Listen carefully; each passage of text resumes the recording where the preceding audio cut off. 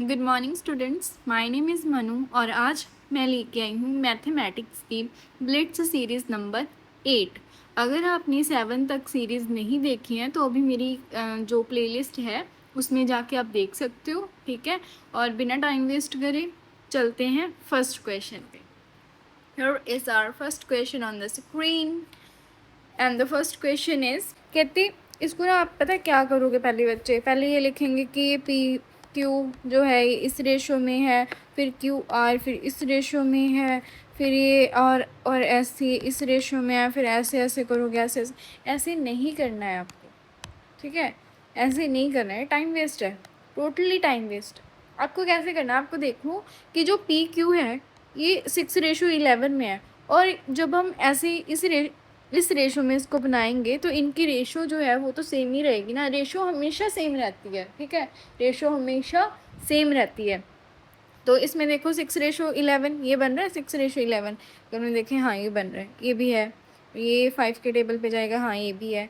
और this is not 6:11, ये नहीं है, ठीक है। ये देखो क्यों नहीं है, क्योंकि ये पहले 3 पे जाएगा, फिर ये 6 पे जाएगा 11 के टेबल पे, है ना। और ये 3 के टेबल पे इतने पे जाएगा, तो ये 10 और ये 4 और ये 5 रेशो ए 22 ये समथिंग बन रहा है, तो ये नहीं होगा, ठीक है, ये नहीं होगा, तो ये भी नहीं है। तो आपकी एक ऑप्शन तो नेगलेक्ट होगी, है ना, आपकी एक ऑप्शन नेगलेक्ट होगी, ये वाली। नेक्स्ट, तो क्या है कि जो Q और R है वो किस रेशो में है, वो 5:4 में है। कि क्या ये 5:4 है? नहीं है, तो ये भी नेगलेक्ट होगी। क्या ये है? ये है। अब इसको देख लेते हैं, क्या ये है? अगर ये 5 है तो ये बड़ा होना चाहिए और ये छोटा होना चाहिए। इस रेशो में है ये? हाँ है। देख भी लेते हैं, एक बार सेटिस्फाई करवा लेते हैं। सेटिस्फाई करवाने को रहने दो, पहले ना आप इसको देखो, ये 9:7 में है, ये 9:7 है। क्या ये है 9:7 में? ये 4 और ये तो कट ही नहीं हो रहा, तो ये है नहीं, तो एक ही ऑप्शन बची, यही आपका आंसर है, ठीक है जी। नेक्स्ट क्वेश्चन पे चलते हैं और इसको आप अटेम्प्ट करोगे, इस क्वेश्चन को फर्स्ट में टाइम में ही अटेम्प्ट करोगे, ठीक है। सेकंड क्वेश्चन कहते एक बैग है, वो कंटेन कर रहा है कॉइन्स, 10 रुपये के कॉइन्स, 5 के कॉइन्स हैं और ये 2 रुपीज़ के कॉइन्स है, ये रुपीज़ में, ठीक है। और इनकी रेशो है, रेशो क्या है कॉइन्स की कि 10 रुपये के कितने कॉइन्स हैं, 5 के कितने हैं, 2 के कितने कॉइन्स हैं, तो ये रेशो है 1, 2 एंड 3, ठीक है। कुछ बच्चे इनको एक्स मान के करेंगे तो आप ले सकते हो, नहीं लेना तो भी ऑप्शनल है। क्यों? क्योंकि देखो कहाँ पे नेसेसरी कहाँ पे होता है, जहाँ पे हमें एक्स स्क्वायर की वैल्यू चाहिए होती है वहाँ पे नेसेसरी होता है, या फिर एक्स क्यूब की वैल्यू चाहिए होती है वहाँ पे नेसेसरी होता है। यहाँ पे तो ये कट ही जाएगा, तो इसकी कोई लो ना लो एक ही बात है, ठीक है। फिर भी चलो आपके लिए मैं ले लेती हूँ। ये कितना हो गया? 10।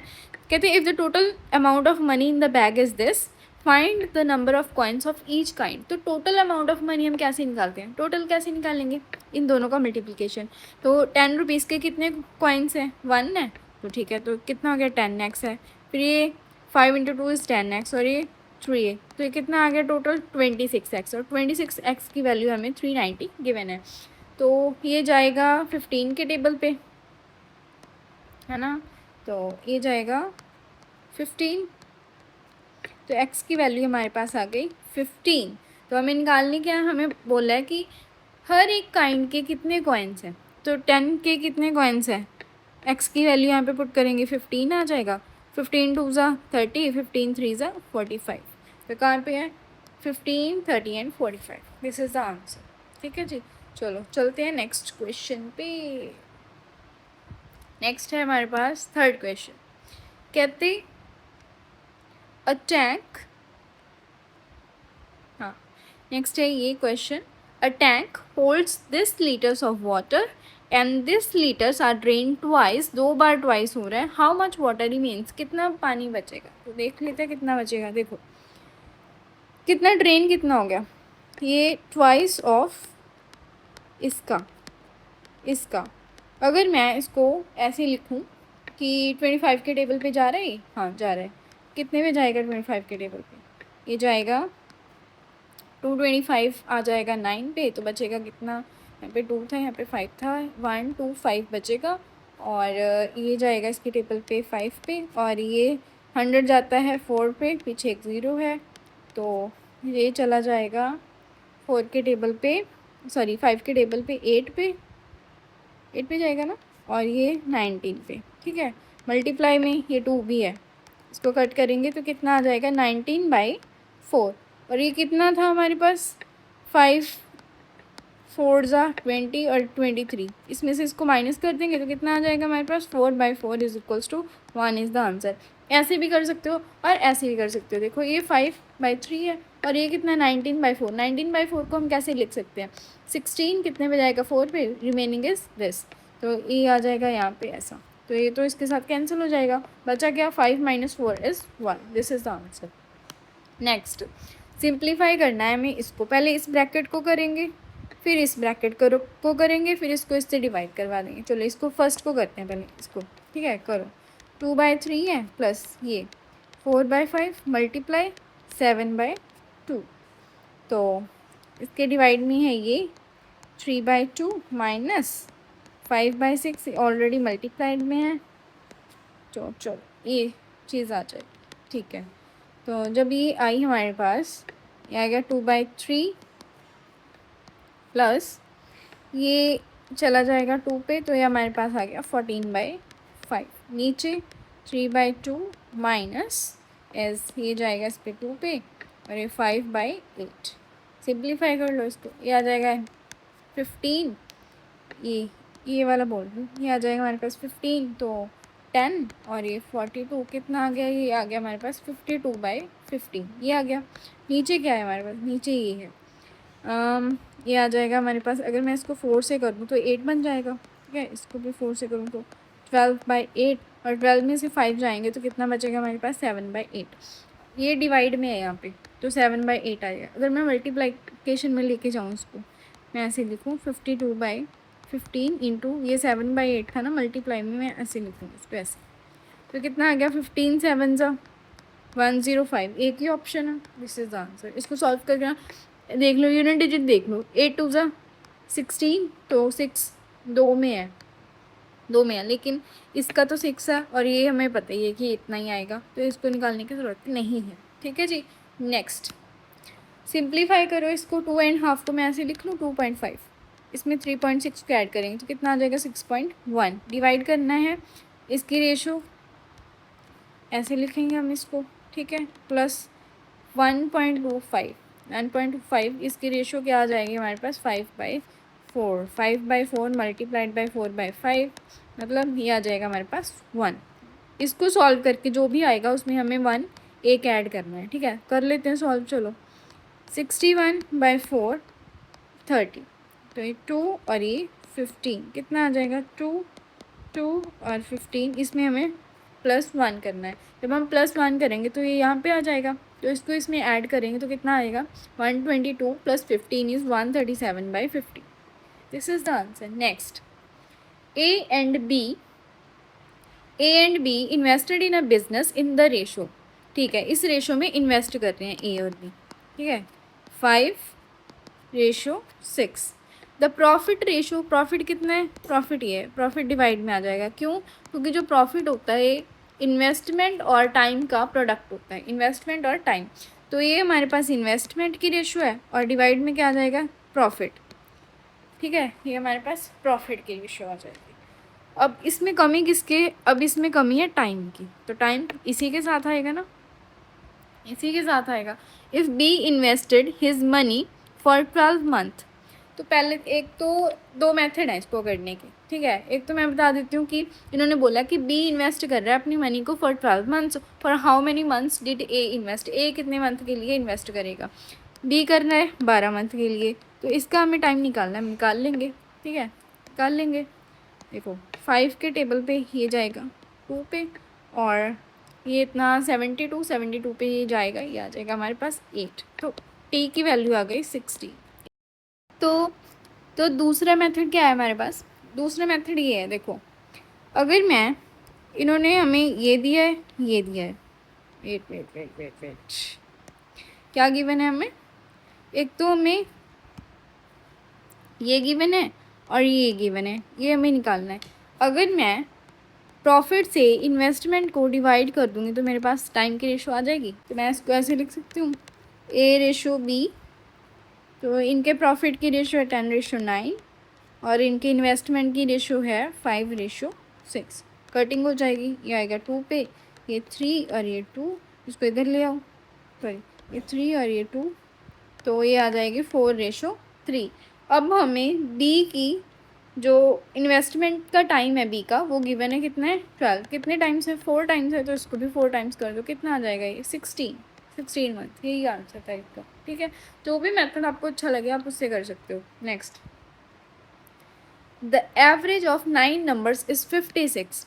9 नंबर्स की एवरेज 56 है। कहते 1 number is removed the average becomes 54।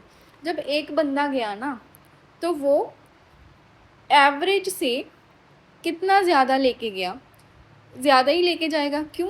क्योंकि एवरेज कम हो रही है। एवरेज तभी कम होएगी क्योंकि वो सबसे हर एक बंदे से थोड़ा थोड़ा थोड़ा थोड़ा करके ले गया और वो एवरेज से 2 ज़्यादा ले गया, ठीक है। तो वो कुछ से एक्स्ट्रा लेके गया होगा, तो उस नंबर को हमें बताना है कि जो नंबर रिमूव करा है वो नंबर क्या था। वो कुछ एक्स्ट्रा लेके गया, इसका मतलब ये होगा कि एवरेज से वो कुछ ज़्यादा लेके गया, तो नंबर ज़्यादा होगा। देखो कितना, रिमेनिंग नंबर्स कितने होंगे फिर आप हमारे पास 8, तो ये एवरेज कितनी होगी फिर हमारे पास 54। तो वो कितना ज़्यादा लेके गया, कितना, वो एवरेज का 2। देखो एवरेज कितने से कम होगी 2, तो वो एवरेज का 2 लेके गया और वो 2 कितने कितने बंदों में बटेगा, बटना था उसके जाने के बाद 8 में, है ना। 8 में तो कितना आ जाएगा 16 इंटू +56 करेंगे तो कितना आ जाएगा हमारे पास 72। ये आपका आंसर है। तो एवरेज की ना कुछ फार्मूलाज है, ये आपको पढ़ने हैं, ये आपको करने हैं, इम्पॉर्टेंट है, ये आपके काम आएंगे आपके इस CGL के पेपर में, ठीक है।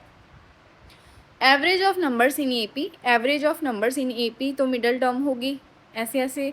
इसको आप पॉज करके देख लेना, हम चलते हैं आगे। एक ये है, ये देखो जब हम एवरेज में कुछ ऐड करते हैं, मल्टीप्लाई करते हैं, है ना, हर एक नंबर पे में, तो एवरेज पे क्या इफ़ेक्ट पड़ता है। जब हम हर एक नंबर पे कुछ ऐड या सब्ट्रैक्ट कर रहे हैं तो एवरेज पे डायरेक्ट इफेक्ट पड़ेगा उसका, ठीक है। अगर मल्टीप्लाई कर रहे हैं तो उसका भी, डिवाइड कर रहे हैं तो उसका भी, ठीक है जी। अब ये देख लेना। नेक्स्ट 8th क्वेश्चन है हमारे पास, हमें ये गिवन है वीकली फ्यूल यूजेज है जो व्हीकल की, वो हमें गिवन है। इन्होंने बोला कि what is the overall average daily fuel usage for both trucks.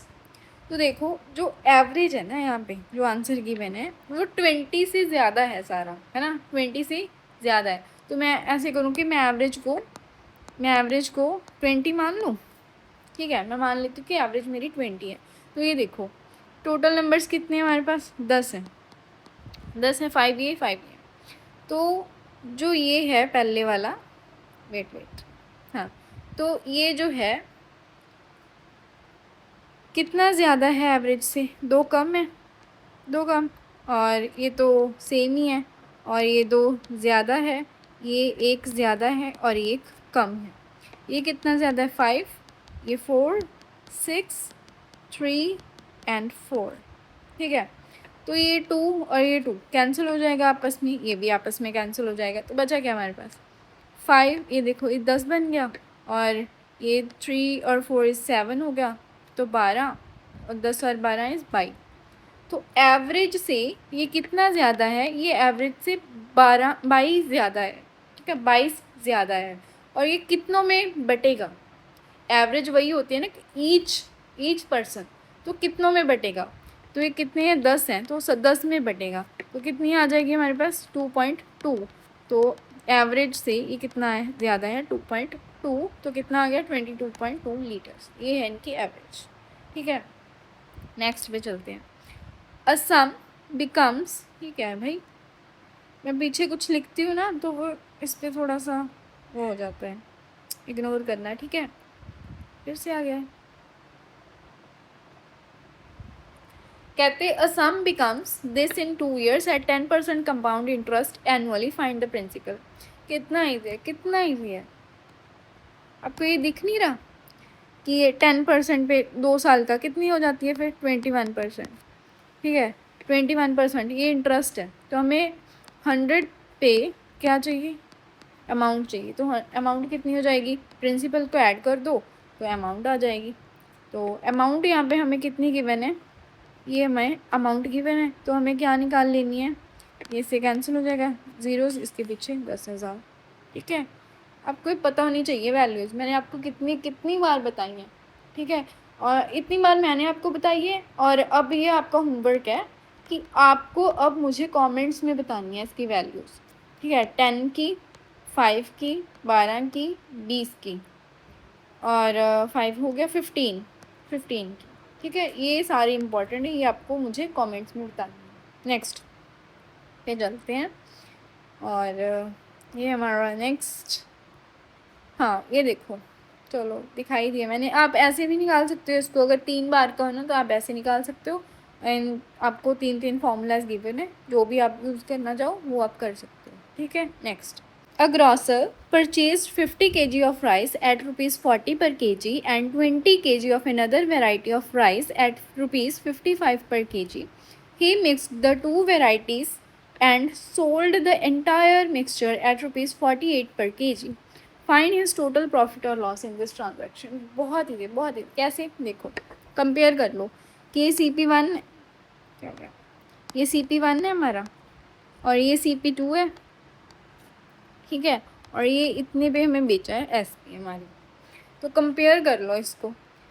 ये 40, ये जो SP है हमारा, ये जो CP1 है हमारी 40, इससे कितना ज़्यादा, 8 ज़्यादा है, 8 ज़्यादा है। कितने पे, कितने केजी पे, 50 केजी पे, ठीक है जी। नेक्स्ट, ये कितना ज़्यादा है, इससे ज़्यादा नहीं है, कम है।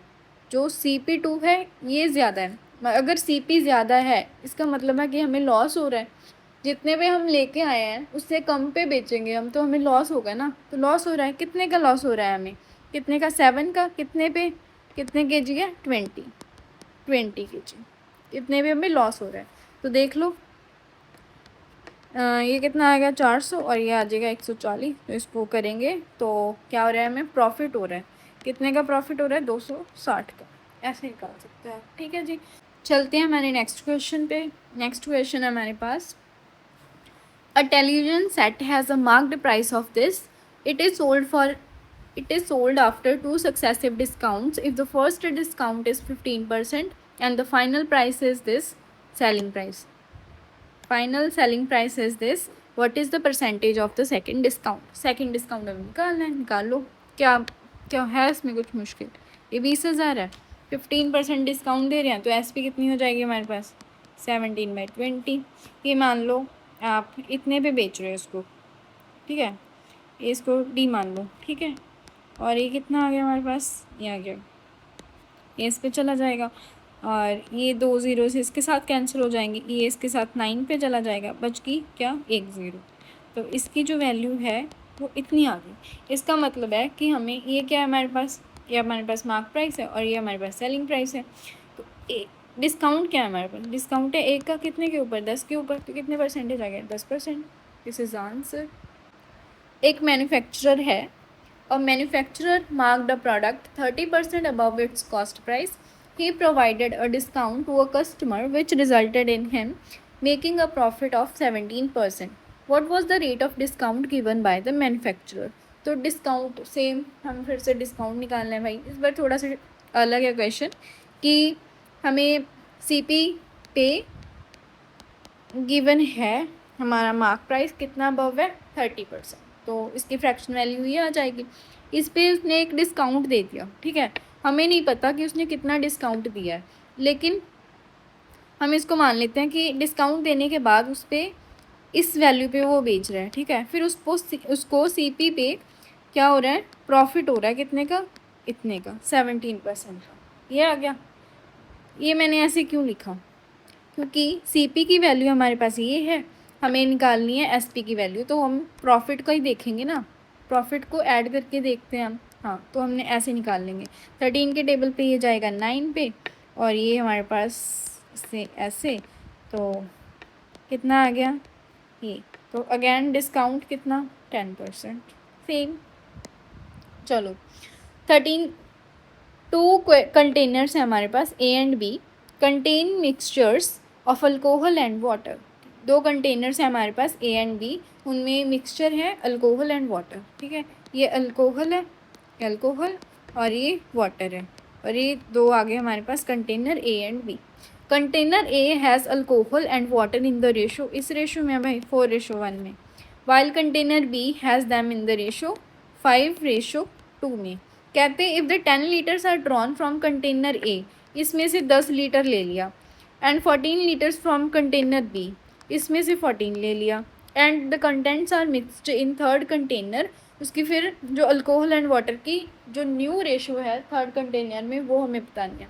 देखो आप कितना भी निकाल लो इसमें से, मान लो आपने 10 नहीं, आपने 20 निकाला है, ठीक है, फिर भी रेशो कितनी रहेगी 4:1 रहेगी, क्योंकि रेशो तो सेम ही रहती है। मैंने आपको लास्ट क्वेश्चन में भी समझाया था, ये पीछे एक क्वेश्चन था कोई, उसमें समझाया था कि रेशो तो सेम ही रहती है मेरी, है ना। अगर मैं इसमें से 30 निकाल लूँ तो भी सेम रेशो रहेगी, 40 निकाल लूँ तो भी सेम रेशो रहेगी, ठीक है, सेम इसके साथ होगा। तो मान लो मैंने मान लिया कि जब मैंने ये रेशो निकाली तो किस रेशो में निकल के आए, 4:1 में निकल के आए, ठीक है। तो इसकी वैल्यू हमें कितनी गिवन है, 10 गिवन है। इसकी वैल्यू कितनी गिवन है, 10 गिवन है। तो इसकी वैल्यू 14 गिवन है, इसकी वैल्यू 14 गिवन है। मैं ऐसा करूँ, मैं इसको ना करूँ, कुछ ना छेड़ूँ, इसको डायरेक्ट ऐड कर लूँ। ये देखो ये कितना है 5 है और ये कितना है 7 है, डायरेक्ट ऐड कर लूँ। 4 + 5 = 9 और 1 + 2 = 3। तो रेशो लेंगे हम कितनी आ जाएगी, क्योंकि हमें तो रेशो ही चाहिए। अगर हमें एग्जैक्ट चाहिए होता है कि एग्जैक्ट कितना है तो हाँ मैं इसको सॉल्व करती आगे, अभी हमें सॉल्व करने की ज़रूरत नहीं है क्योंकि हमें रेशो ही चाहिए। तो इसका आंसर क्या आ जाएगा, 3:1।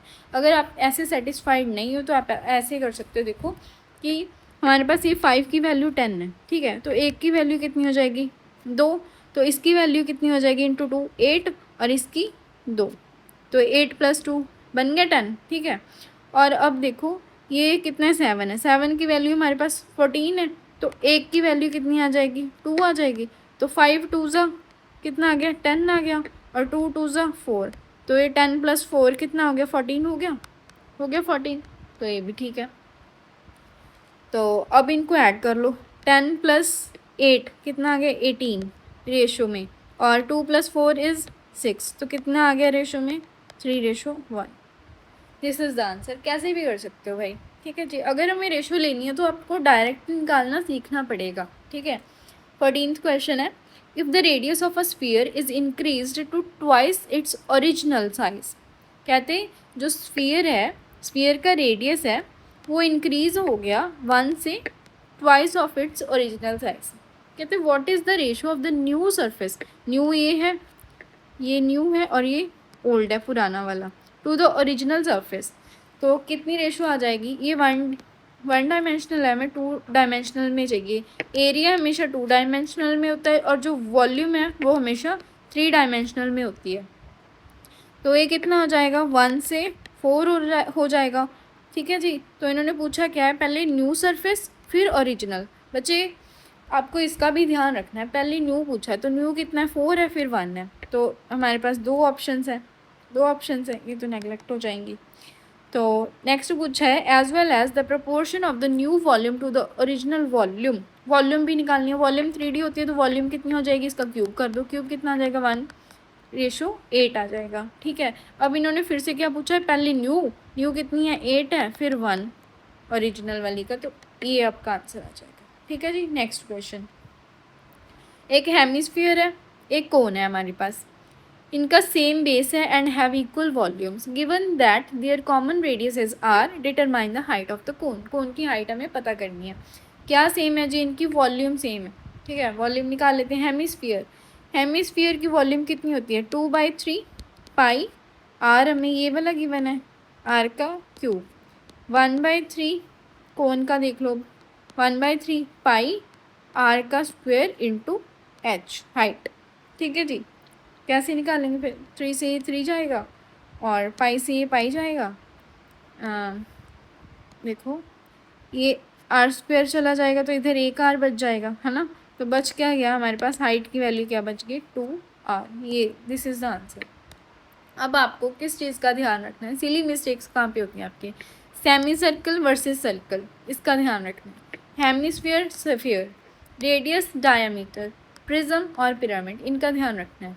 और ये जो प्रिज्म होता है ये थ्री टाइम्स होता है पिरामिड का, ठीक है जी। और अगर हम रेशो लेते हैं, रेशो में जो डायमीटर और रेडियस इनकी जो रेशो होती है वो हमेशा क्या रहती है, सेम रहती है। अब देखो मैं मान लूँ कि मेरे पास एक रेडियस है, हमारे पास 2 सिलेंडर हैं, ठीक है, 2 सिलेंडर हैं और एक की जो रेडियस है वो है 2 और दूसरे की जो रेडियस है वो है 5, ठीक है, ये रेडियस है। तो रेडियस नहीं, इसको डायमीटर मान, तो ये क्या है, डायमीटर है। अब हम कहते हैं कि आप ना रेडियस की आपको रेशो निकालनी है। रेडियस कैसे निकालोगे, रेडियस क्या होता है, डायमीटर का हाफ होता है, तो इसको आप डायमीटर का हाफ 2 से डिवाइड कर दोगे तो कितना है, ये तो 2 आपस में ही कट हो जाएंगे, तो इनकी रेशो रहेगी ना सेम। अब रेडियस का पहले लेना है तो रेडियस का ले लो। देखो रेडियस अगर 2 है और इसका 5 है तो डायमीटर क्या होता है, इसका डबल होता है, तो मैं दोनों साइड 2 से मल्टीप्लाई करूँगी, ठीक है। 2 × 2 रेशो 5 × और ये 2 फिर से कट जाएगा, क्योंकि हमें तो लेनी ही रेशो है। हमें रेशो का मतलब ही क्या होता है, सबसे स्मॉल, छोटी से छोटी वैल्यू, छोटी से छोटी पॉसिबल वैल्यू, ठीक है जी। तो इसका ध्यान रखना है आपको। नेक्स्ट, अ सॉलिड हेमिस्फीयर, एक सॉलिड हेमिस्फीयर है of radius 10 centimeter is melted into 2 cones of equal height. If each cone's radius is 5 centimeter, what is the height of each cone? हर एक कोन की हाइट क्या होगी। एक सॉलिड हेमिस्फीयर है, hemisphere की volume क्या होती है, 2/3 पाई आर का क्यूब। तो आर का क्यूब कितना आ जाएगा, 1000 इज इक्वल्स टू 2, क्योंकि 2 क्यों लिया मैंने, कोन कहते यहाँ पे 2 कोन्स में डिवाइड हुआ है, 2 कोन्स में, ठीक है। तो ये कितना आ गया, volume of the cone is 1/3 pi R का क्यूब, तो यहाँ आर का स्क्वायर, तो आर कितना है यहाँ पे 5 है, स्क्वायर कितना आ जाएगा 25। हमें क्या निकालनी है, हमें हाइट निकालनी है। तो ये 2/3 कैंसिल हो गया, पाई से पाई कैंसिल हो गया, 25 पे कितने पे जाएगा 40, तो हाइट की कितनी वैल्यू आ गई हमारे पास 40 आ गई, ठीक है जी। Next, if the base perimeter is this, slant height हमें गिवन है, ये lateral surface area of the square pyramid. तो पिरामिड का लेटरल सरफेस एरिया क्या होता है, half of base of perimeter of base into slant height, ठीक है।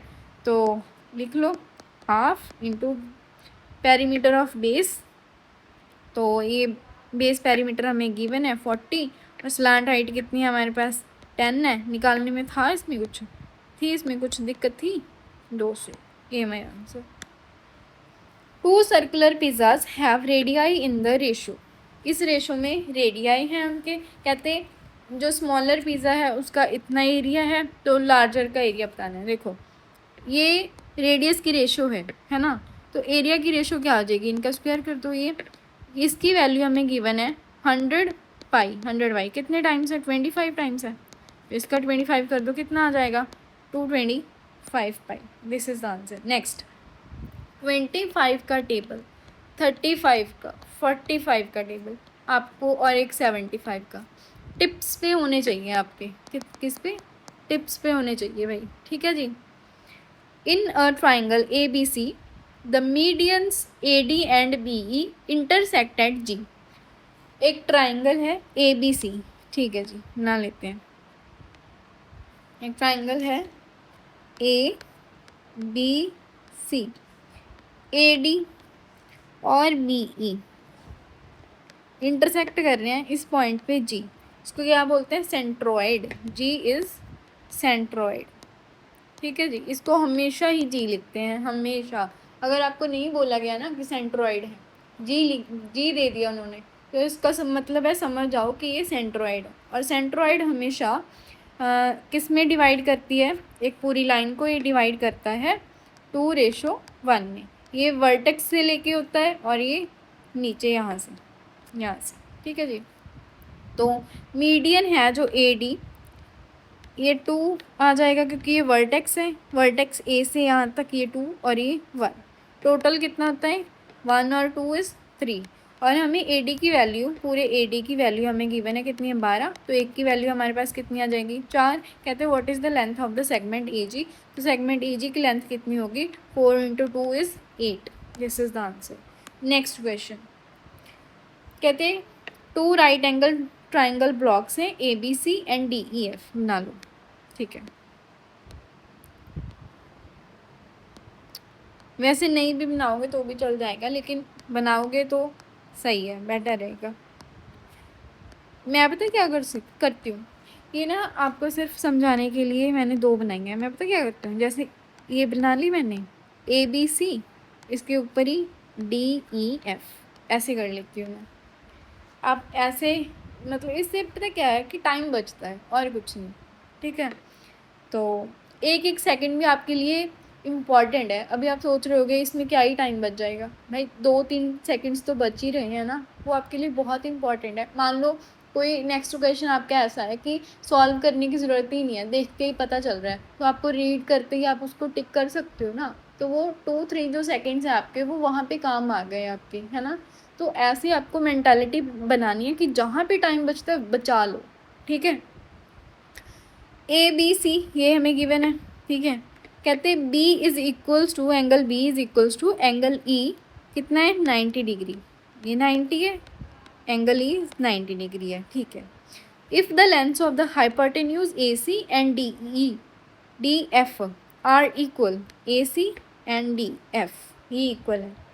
ठीक है, and the sides A B और A D D E are equal, are the triangles congruent, if so by what rule, किस rule से होंगे। ये question मैंने आपको पहले भी करवाया, तो इसका मुझे ना कमेंट में आंसर चाहिए। होमवर्क है आपको, क्या करवा दूँ, चलो करवा देती हूँ, कुछ नए बच्चे होंगे तो वो देख लेना। ठीक है, पहले तो देखो क्या है, इसका आंसर आ जाएगा yes by R H S. R H S कैसे, पहले तो इन्होंने ये दिया था हमें, ये क्या है राइट एंगल है। ठीक है, आर से राइट एंगल है। सेकंड इन्होंने हमें हाइपोटेन्यूज दिया था, एच फॉर हाइपोटेन्यूज।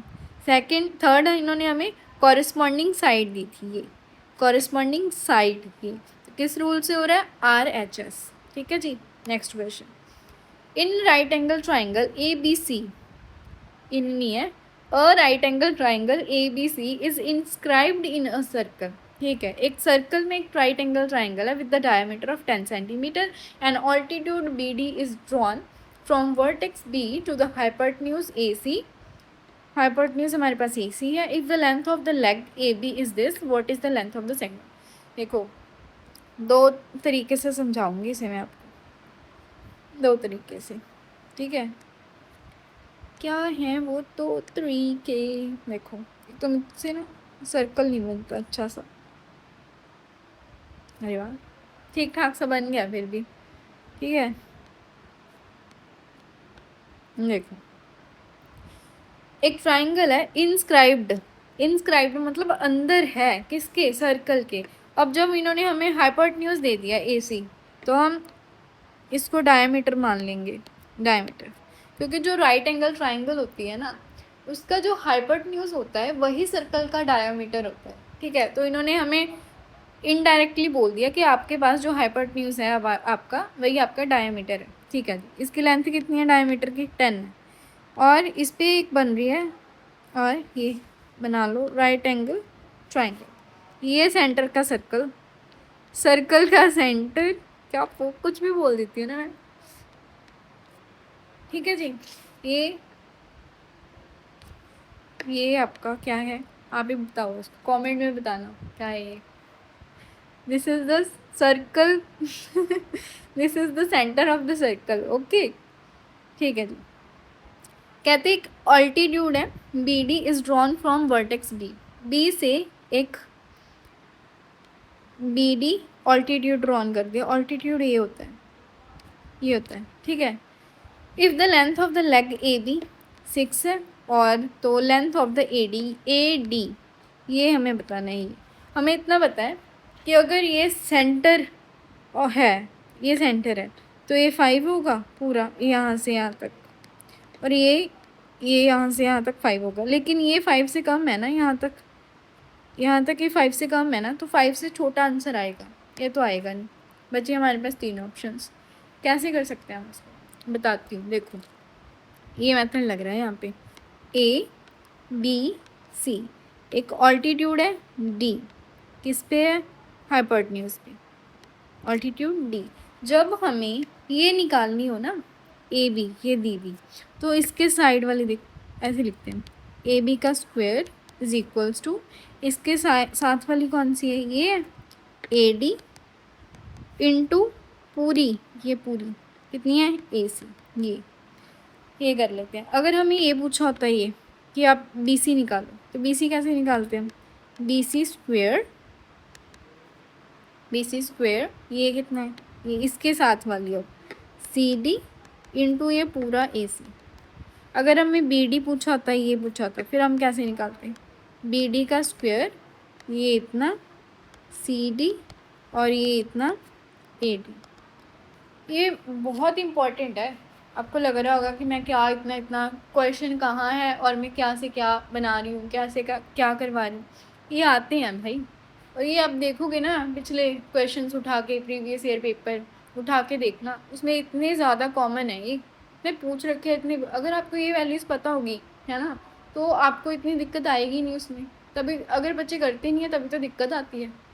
तो ऐसे भी निकाल सकते हो, एक और मेथड है इसको निकालने का। ये पहले तो ये ए साइड और ये बी, ठीक है, A B into B C और ये पूरा सी ए सी, ऐसे भी निकाल सकते हो, ऐसे भी निकाल सकते हो।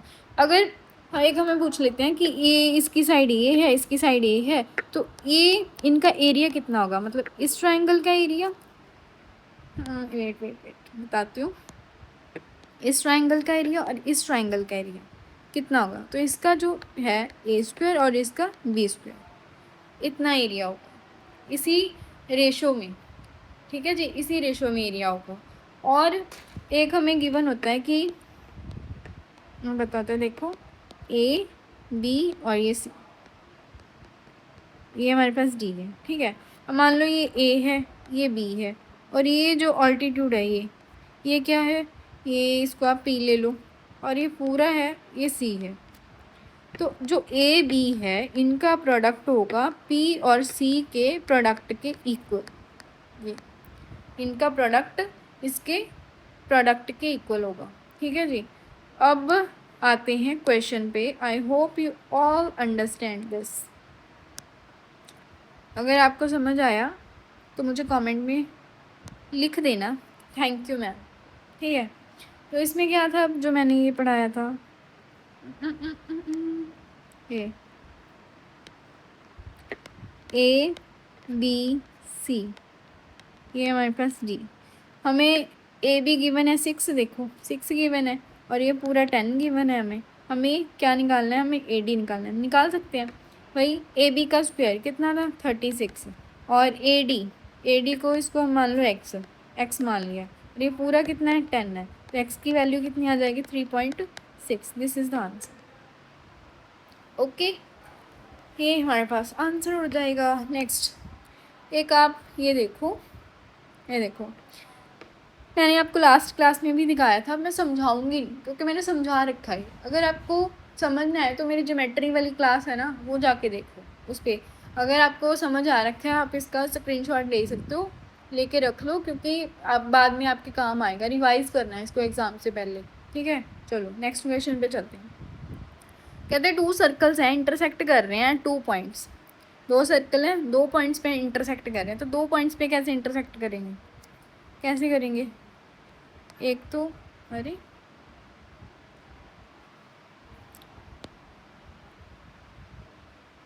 हाँ, 2 पॉइंट्स पे क्या कहाँ पे इंटरसेक्ट करेंगे, ऐसे इंटरसेक्ट करेंगे ना 2 पॉइंट्स पे, एक पॉइंट ये और एक पॉइंट ये।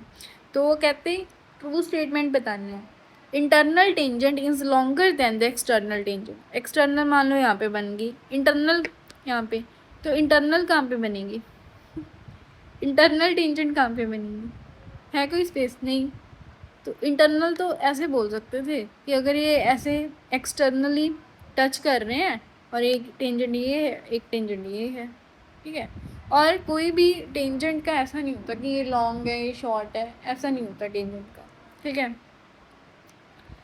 Next, only two common tangents exist, 1 and 2, this is correct, यही आएगा हमारा आंसर।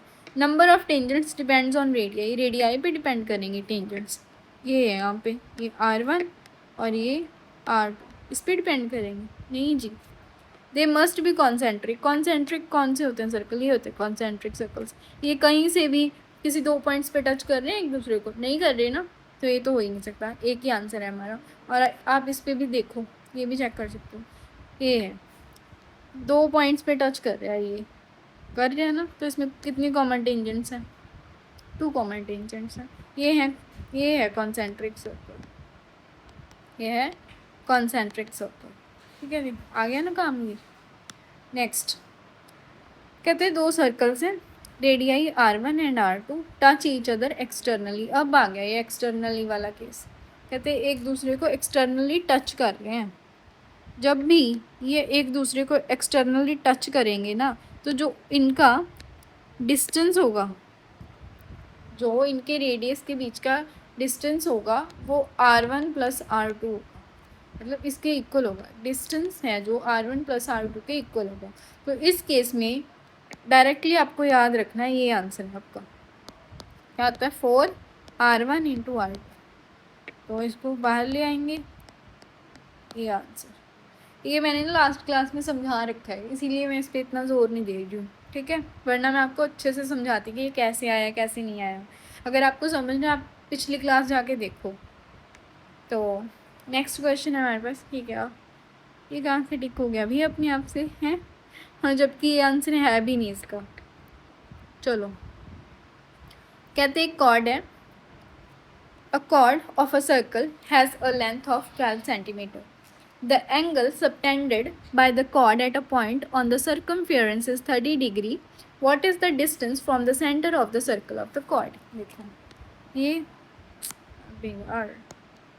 ये हमारे पास एक सर्कल है, ठीक है जी, और ये यहाँ पे हमारे पास एक कॉर्ड है जिसकी लेंथ है 12 सेंटीमीटर, ठीक है। कहते हैं सर्कमफेरेंस पे ना, ये होता है सर्कमफेरेंस, सर्कमफेरेंस पे ये एंगल बना रही है 30। अगर ये सर्कमफेरेंस पे 30 बना रही है कॉर्ड, तो सेंटर पे कितना बनाएगी, इसका डबल, डबल कितना है 60 डिग्री। अगर ये 60 है तो ये रेडियस, अगर ये दोनों सेम है साइड्स, तो इनके एंगल्स भी सेम होंगे, तो एंगल्स बचे कितने हैं, तीनों एंगल्स का सम कितना होता है 180 डिग्री। इसमें से 60 माइनस करोगे तो कितना आ गया 120, 120 का हाफ करोगे तो कितना आ जाएगा 60, तो ये दोनों एंगल 60 डिग्री है। इसका मतलब ये जो ट्राइंगल है ये क्या होगी, ये इक्विलेटरल ट्राइंगल होगी, इक्विलेटरल। अगर ये 12 है तो रेडियस भी 12 होगा, ठीक है, तो रेडियस भी क्या आ गया हमारे पास, रेडियस भी 12 होगा। तो इन्होंने पूछा क्या है हमसे, इन्होंने पूछा है कि डिस्टेंस बताना है from the centre of the circle to the chord, ठीक है। अब मैं डायरेक्ट करूँगी, देखो अगर ये कॉर्ड पूरी 12 है और ये इसका सेंटर मैंने ले लिया, तो ये कितना आ जाएगा 6, और ये रेडियस 12 था तो ये 30 आ गया, क्योंकि पूरा 60 था तो ये हाफ इसका एंगल 30 और ये फिर 60 आएगा, क्योंकि ये 90 डिग्री होता है, ठीक है जी। तो आपको ये पता है कि अगर ये 30 है तो इसके सामने ये 1 होगा और इसके सामने ये √3 होगा, तो 1 की वैल्यू 6 है तो √3 की कितनी होगी 6√3, ये आंसर है। Next question, what is the area of the segment formed by the chord in a circle of radius 8 cm if the angle subtended at the center is 60 degree. देखो एक सर्कल है हमारे पास, ठीक है, ये हमारे पास, कहते ये तो हमारे पास ये क्या है पूरा, ये पूरा क्या है हमारे पास, एरिया ऑफ सेगमेंट क्या होता है, ये होता है area of segment, this is the area of segment.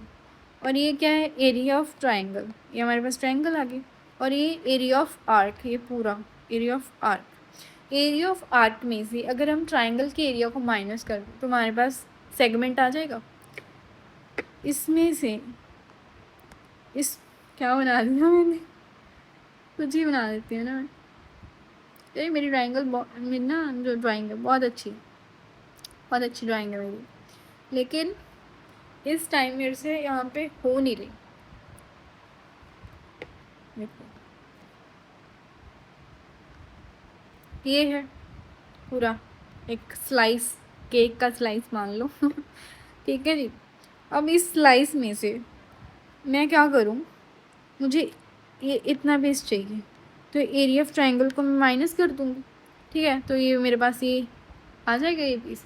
ठीक है, तो कैसे करेंगे, पूरा एरिया ऑफ आर्क कितना हो जाता है, pi r square into this of area of triangle. Triangle ऐसे भी निकाल सकते हो आप डायरेक्ट ये फॉर्मूला लगा के, लेकिन मुझे अगर ये गिवन है ऐसे निकाल सकती हूँ, रेडियस का स्क्वायर इंटू साइन थीटा। ये मैं इसलिए यूज़ कर रही हूँ क्योंकि हर बार वहाँ पे 60 डिग्री नहीं होगा, हर बार वहाँ पे 60 डिग्री नहीं होगा। ठीक है, तो आपको ये भी आना चाहिए आपको निकालना। तो पाई आर का स्क्वायर, आर कितना है हमारे पास 8 है, 8 का स्क्वायर है 64, तो एंगल हमारे पास 60 है, तो कितना आ गया 1/6, और half of again 64 into sine theta, sine 60 कितना आता है √3/2, ये आ गया हमारे पास। फिर देखो इसको मैं कट करूँगी तो ये जाएगा मेरे पास 32, ये 3, ये आएगा 32/3π। ठीक है, माइनस, अब ये 2 2 सा कितना है 4, 4 के टेबल पे 64 जाएगा 16 पे, तो कितना आ गया 16, ये √3 भी आया यहाँ पे 16 √3, कौन सी ऑप्शन है, दिस इज़ द आंसर। तो आज की वीडियो यहीं पे ख़त्म होती है। अगर आपको मेरी वीडियो अच्छी लगी तो मेरे चैनल को कुछ भी बोल रही हूँ, अगर आपको मेरी वीडियो अच्छी लगी तो मेरे चैनल को सब्सक्राइब करो, और मेरी वीडियोस को लाइक करो, कमेंट करो, और अपने फ्रेंड्स को शेयर करो, और पुरानी वीडियोस भी जाके देखो अगर आपने नहीं देखी है। लिट्स सीरीज़ पूरी की पूरी आपको कंप्लीट देखनी है अगर आपको SSC CGL 2026 क्रैक करना है तो। ठीक है जी, मिलते हैं कल को।